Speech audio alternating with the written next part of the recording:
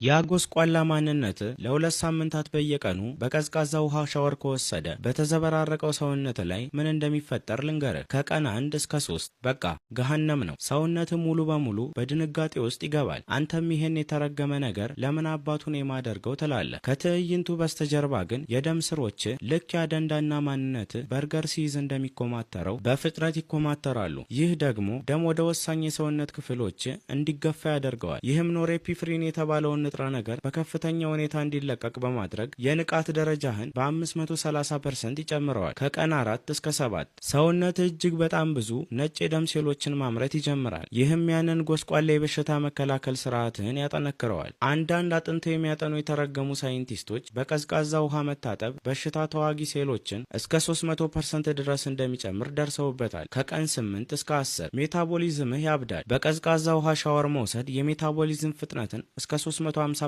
ድረስ ከፍ እንደሚያደርገው አረጋግጠዋል። ይሄ ደግሞ ያን ሰነፍ ማንነትን በእንቅልፍ ሰዓት እንኳን ስብ እንዲያቃጥል ይረዳዋል። አንተ ደግሞ ጎበዝ የምትሆነው እንቅልፍ ላይ ብቻ ነው። ፎሎ ማድረግ አትርሳ።